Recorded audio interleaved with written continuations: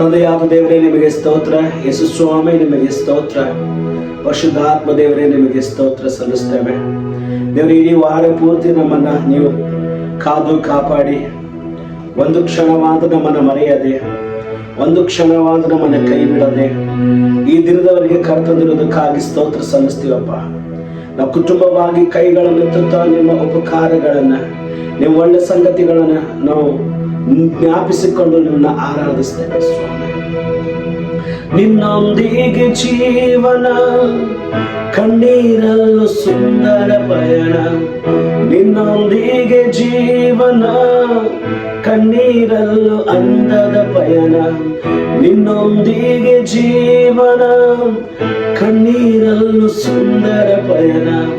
ನಿನ್ನೊಂದಿಗೆ ಜೀವನ, ಕಣ್ಣೀರಲ್ಲೂ ಅಂದದ ಪಯಣ. ನೀವೇ ನನ್ನ ಪ್ರಾಣಾಧಾರವು, ಓ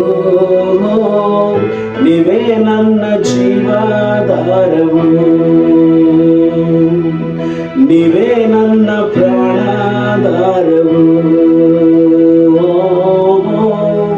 ನೀವೇ ನನ್ನ ಜೀವಾಧಾರವು. ನೀನು ಇಲ್ಲದೆ ನಾನು ಜೀವಿಸಲಾರೆ, ನೀನು ಇಲ್ಲದೆ ನಾನು ಬದುಕಲಾರೆ.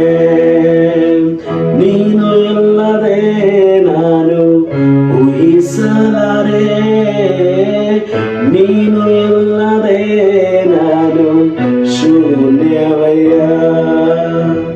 ನಿನ್ನ ದರ್ಶನವೇ ಒಂದು ಯುಗವಾನಿ ಅನಿಸಿತು ನನಗೆ.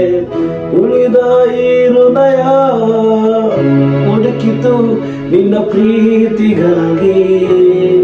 ನೀವೇ ನನ್ನ ಪ್ರಾಣಾಧಾರವು, ಓ ನೀವೇ ನನ್ನ ಜೀವಾಧಾರವು. ನೀವೇ ನನ್ನ ಪ್ರಾಣಾಧಾರವು, ನೀವೇ ನನ್ನ ಜೀವಾಧಾರವು. ಪರಮ ತಂದೆ ನಿಮಗೆ ವಂದನೆ, ಯೇಸು ಸ್ವಾಮಿ ನಿಮಗೆ ವಂದನೆ,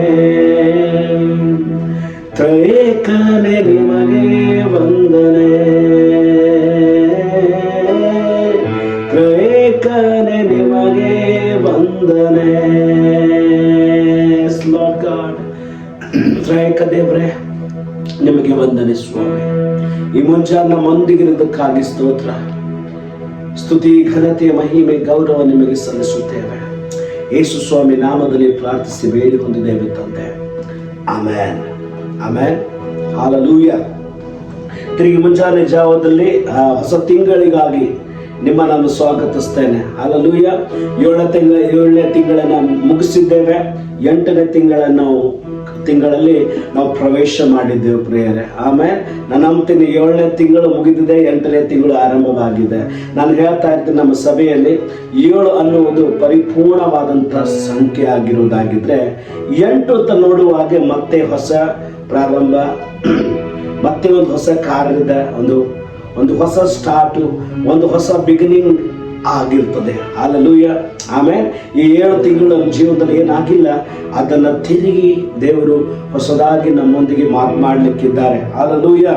ಆಮೇಲೆ ನಾನು ನಂಬ್ತೀನಿ, ಇವತ್ತಿಗೆ ನಾವು ನಿಮ್ಮ ಮುಂದೆ ಈ ಮುಂಜಾನೆ ದೇವರ ಮಹಿಮೆ ಅನ್ನುವಂಥ ವಾಕ್ಯ ಇವತ್ತಿಗೆ ಸರಿಯಾಗಿ 1 ತಿಂಗಳಾಯಿತು ಪ್ರಿಯರ. ದೇವರ ಕೃಪೆಯಿಂದ 1 ತಿಂಗಳು ಸಕ್ಸಸ್ಫುಲ್ ಆಗಿ ನಿಮ್ಮ ಬಳಿಗೆ ಪ್ರತಿ ದಿವಸ ಒಂದು ವಾಕ್ಯ, ಒಂದು ಪ್ರಾರ್ಥನೆಯೊಂದಿಗೆ ಸೇರಿ ಬರುವುದಕ್ಕಾಗಿ ದೇವರು ಕೃಪೆ ಕೊಟ್ಟಿದ್ದಾನೆ.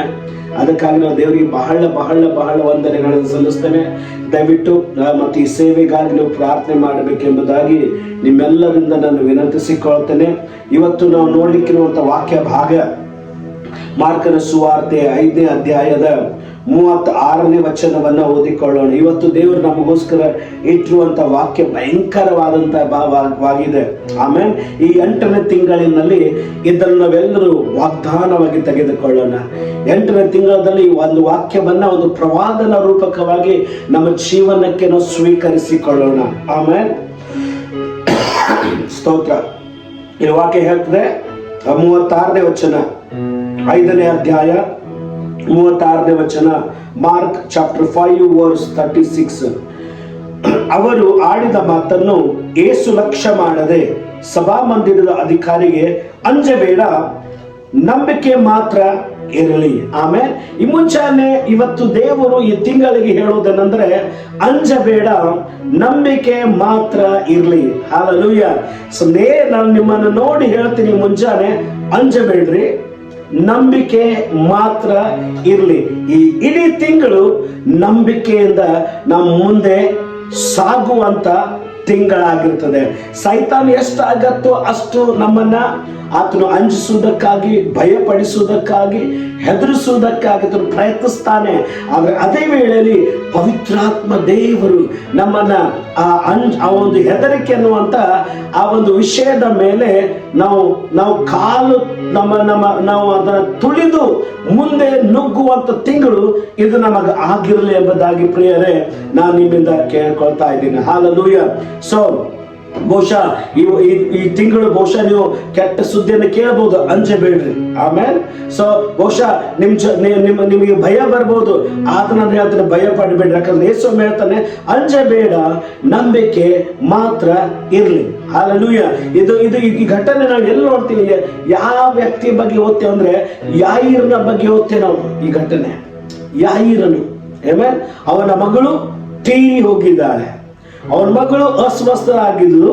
ಈಗ ಯೇಸು ಸ್ವಾಮಿ ಅವನ ಮನೆಗೆ ಬರ್ಲಿಕ್ಕೆ ಆತನು ಪ್ರಯತ್ನ ಮಾಡುವಾಗ ಆತನ ಮನೆಯನ್ನು ಮುಟ್ಟುತ್ತಾ ಇರುವಂತೆಯೇ ಆ ಮಗು ತೀರಿ ಹೋದದ್ದನ್ನ ಆ ಮಗುವಿನ ಕುಟುಂಬದವರು, ಆ ಯಾಯೀರನ ಸೇವಕರು ಬಂದವರಿಗೆ ಹೇಳ್ತಾರೆ, ಯಜಮಾನನೇ, ಈಗ ಗುರುವಿಗೆ ತೊಂದರೆ ಕೊಡಬೇಡ, ನಿನ್ನ ಮಗಳು ತೀರಿ ಹೋಗಿದ್ದಾಳೆ ಅಂತ. ಆಮೇಲೆ ನಿನ್ನ ಮಗಳು ತೀರಿ ಹೋಗಿದ್ದಾಳೆ ಅಂತ ಹೇಳ್ತಾ ಇರುವಾಗಲೇ ಅವಾಗ ಯಾಯೀರನು ಕುಗ್ಗಿ ಹೋಗ್ತಾ ಇದ್ದಾನೆ, ಆತನು ಸೋತು ಹೋಗ್ತಾ ಇದ್ದಾನೆ. ತಕ್ಷಣ ಆತನ ಪಕ್ಕದಲ್ಲಿ ಯೇಸುವನ್ನು ನೋಡಿ ಹೇಳ್ತಾ ಇದ್ದಾನೆ, ಅವರು ಹೇಳಿದ ಮಾತನ್ನ ಲಕ್ಷ್ಯ ಮಾಡದೆ ಯಾರು ಹೇಳ್ತಾ ಇದ್ದಾನೆ, ಯಾಯೀರನೇ ಅಂಜಬೇಡ, ನಂಬಿಕೆ ಮಾತ್ರ ಇರಲಿ. ಆಮೆನ್. ನಂಬಿಕೆ ಮಾತ್ರ ಇರಲಿ. ನಾನು ಕೂಡ ಇವತ್ತು ನಿಮ್ಗೆ ಕೂಗಿ ಹೇಳ್ತಾ ಇದ್ದೀನಿ, ಅಂಜಬೇಡ್ರಿ, ನಂಬಿಕೆ ಮಾತ್ರ ಇರಲಿ. ಯಾಕಂದ್ರೆ ಕರ್ತನು ಯಾಯೀರನ ಮನೆಗೆ ಇನ್ನು ಕೆಲವೇ ಕ್ಷಣಗಳಲ್ಲಿ ಪ್ರವೇಶ ಮಾಡಲಿಕ್ಕಿದ್ದಾನೆ. ಪರಿಸ್ಥಿತಿ ಹದಗೆಟ್ಟು ಹೋಗಿದೆ, ಮಗಳು ತೀರಿ ಹೋಗಿದ್ದಾಳೆ. ಎಲ್ಲರೂ ಆ ಮಗಳಿಗೆ ಫಿಂಡ್ರಲ್ ಮಾಡುವುದಕ್ಕಾಗಿ ಸಿದ್ಧರಾಗಿದ್ದಾರೆ. ಅಂತ ಸಂದರ್ಭದಲ್ಲಿ ಯೇಸು ಸ್ವಾಮಿ ಹೇಳ್ತಾ ಇದ್ದಾನೆ, ಅಂಜಬೇಡ.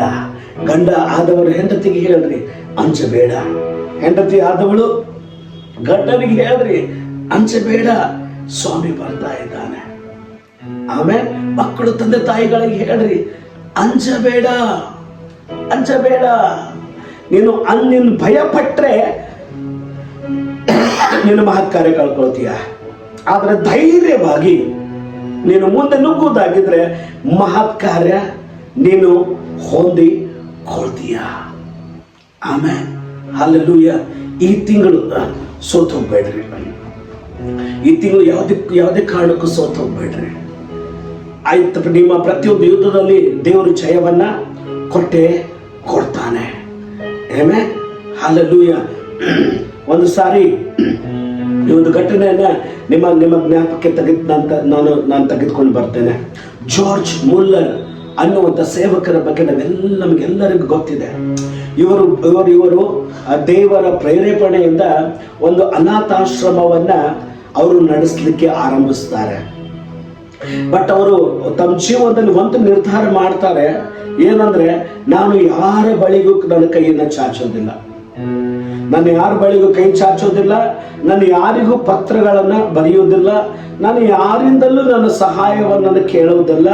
ಆದ್ರೆ ನನ್ನ ಸಹಾಯ ಎಷ್ಟೊತ್ತಿದ್ರು ದೇವರೇ ಕೊಡಬೇಕು, ನನ್ನ ಪ್ರತಿಯೊಂದು ಅವಶ್ಯಕತೆಗಳು ದೇವರೇ ಕೊಡಬೇಕಂತ ಅವರು ತೀರ್ಮಾನಿಸಿಕೊಂಡು ಪ್ರತಿದಿನ ಪ್ರಿಯರೇ ಅವರು ರಾತ್ರಿ 3 ಗಂಟೆಗೆ ಪ್ರಾರ್ಥನೆ ಮಾಡ್ತಾ ಇರ್ತಾರೆ. ಎವ್ರಿ ಡೇ ನೈಟ್ 3 ಗಂಟೆಗೆ ಪ್ರಾರ್ಥನೆ ಮಾಡ್ತಿರ್ತಾರೆ. ದೇವರೇ, ನೀನು ಈ ಮಕ್ಕಳಿಗೆ ಕೊಟ್ಟಿದ್ದೀಯಾ, ಈ ಅನಾಥ ಮಕ್ಕಳಿಗೆ ನಾನು ತಂದೆಯಲ್ಲ, ನೀನು ತಂದೆ ಆಗಿದೆಯಾ ಸ್ವಾಮಿ, ಈ ಮಕ್ಕಳ ಪ್ರತಿಯೊಂದು ಅವಶ್ಯಕತೆಗಳನ್ನ ನೀನೇ ಕೊಡಬೇಕಪ್ಪ ಅಂತ ನಂಬಿಕೆಯಿಂದ ಪ್ರತಿದಿನ ಬೇಕಾದದ್ದು ನಂಬಿಕೆಯಿಂದ ಪಡೆದುಕೊಳ್ತಿರ್ತಾರೆ.